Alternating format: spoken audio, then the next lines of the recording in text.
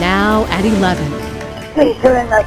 My kitchen's really on fire. Local heroes save an elderly woman stuck in her burning home. As soon as I opened up the door, smoke just started pouring out. Wildfire smoke pours into Portland, adding to the triple-digit heat. The human body can only take so much heat. We go along with those working tirelessly to make sure everyone's safe.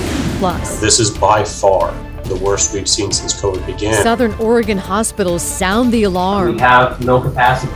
We have no beds, we have no staff. Now they're asking the state to help with an influx of COVID patients. And later, true friends band together to help a Portland woman get the life-saving help she needs. We're not going to stop. We're not going to give up on her.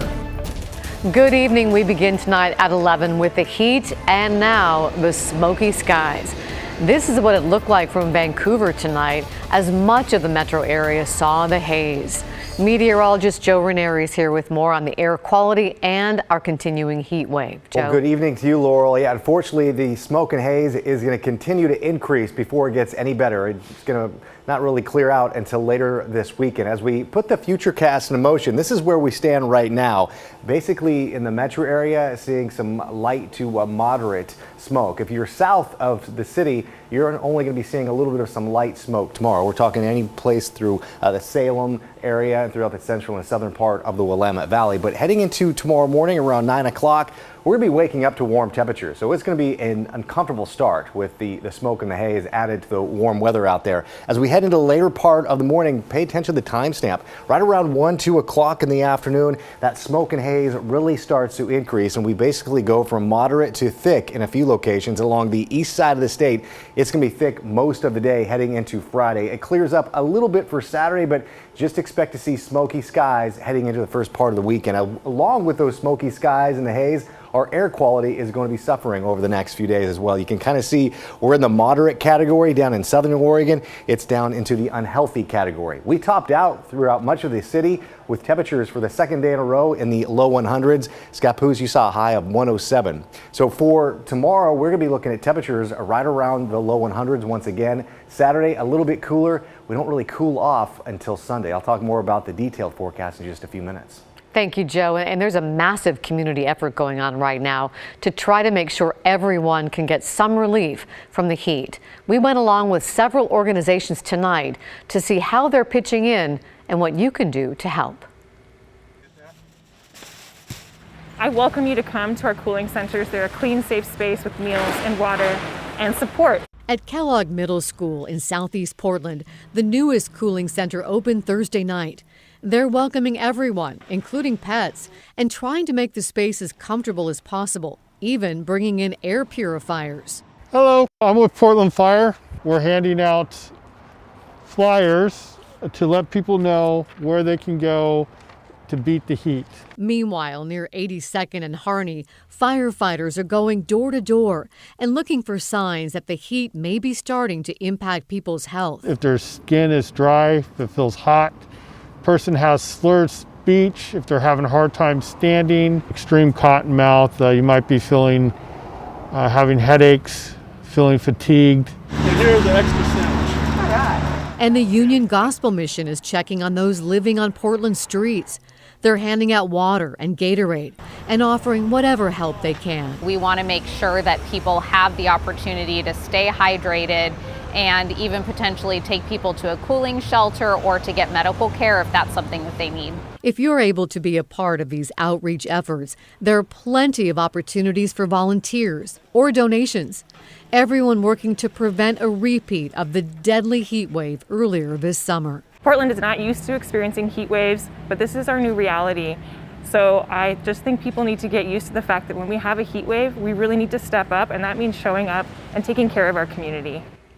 We have details on how you can help and a list of all the heat wave resources, including cooling centers, on kgw.com. And if you text the word heat to the number on your screen, 503-226-5088, we'll send you a direct link to that information.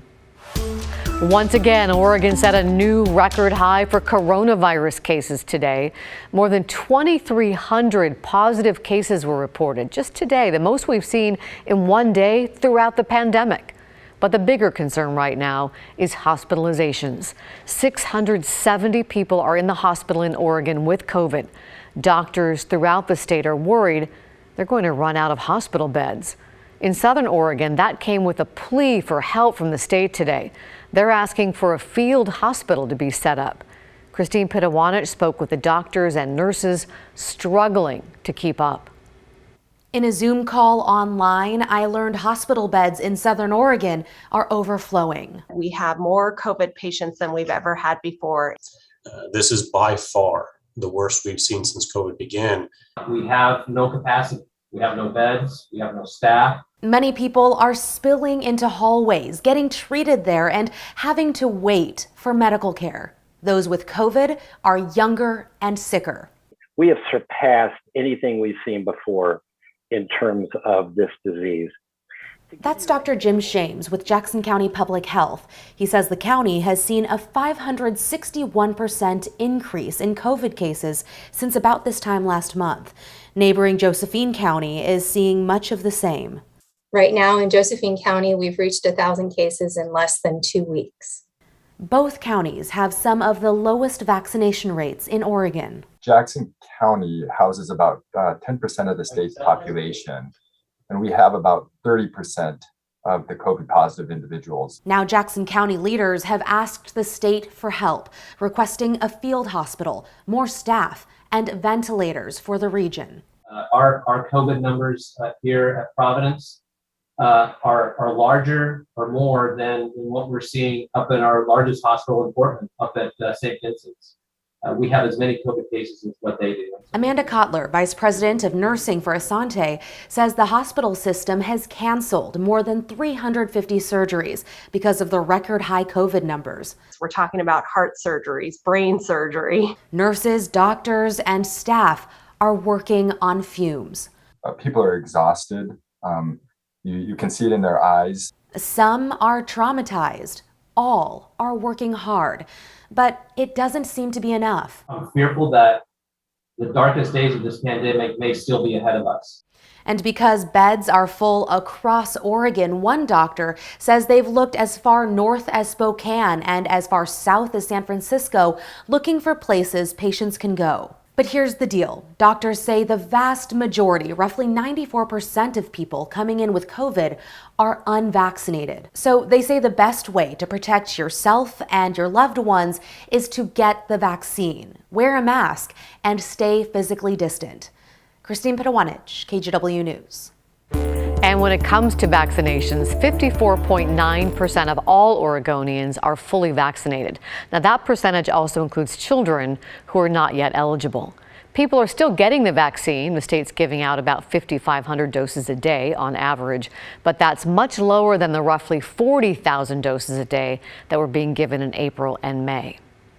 And just in tonight, the FDA has approved a booster dose of the Pfizer or Moderna vaccine for people with weakened immune systems. It only applies to those taking immune-suppressing medicines because of cancer, organ transplants, or other disorders. Health authorities are still trying to figure out if and when the general population will need a booster shot. I don't see anything. It's flat. Okay. Can you crawl or push your way towards the door in any way? No. That is the sound of a local 911 dispatcher trying to help an 88-year-old woman out of a burning home. Thanks to that dispatcher's persistence and the heroic work of a Washington County Sheriff's deputy, that woman is alive and well tonight. Mike Benner takes us through the intense rescue. 911, do you need police, fire, medical? Yes, my house is, my kitchen's burning up. An 88-year-old woman late Wednesday night called 911 to report a fire inside her Aloha home. She connected with dispatcher Tiffany Myers. Can you get out? No, not right now. I can't find my water. Right off the bat, pretty much she said she wasn't going to be able to get out. So that gets you in the mode like, okay, we got to find a way to get out. Myers put out a call for help over the radio. Washington County Sheriff's Deputy Joshua Friant heard the plea for assistance. One of the first things they said is that someone was stuck inside the house and couldn't get out, and that kind of sets off alarm bells in your mind and just go to work. As Deputy Friant raced to the scene, Myers had another problem on her hands. The 911 call kept dropping out. I don't know if she was just nervous and would hang up, think we were done talking, or if it was the service going down. Myers was relentless and called the woman back repeatedly. Listen. So, stay online with me if you can. We're coming. Myers was right. Deputy Friant arrived at the house and opened the front door. As soon as I opened up the door, smoke just started pouring out of it. Deputy Friant said he could see no more than 2 feet in front of him. He got on his hands and knees and crawled towards the woman. And I pretty much told her, you're probably not going to like it, but we're getting you out of here. So I just grabbed her by the wrist and then lowered her down as best as I could without just flopping her on the ground and hurting her. I didn't want to do that. And then it was just backing up, bringing her out of the house. Deputy Friant passed the woman off to waiting first responders who took over her care, giving the deputy a chance to catch his breath. I think although this is a big event, I don't think it's an uncommon event for officers like me, deputies, to take action and just do our job. I mean, this is what we're here for. We're here to help. That's our goal. This one I won't forget. It's also the goal of Tiffany Myers, who says she won't forget this call anytime soon. I am very blessed to work with amazing people. Hats off to Deputy Friant and Tiffany for their tremendous teamwork through this whole thing. In the meantime, we are happy to report the woman who was pulled from the house spent the night in the hospital, but has since been released and should be okay. Reporting in Washington County, I'm Mike Benner for KGW News.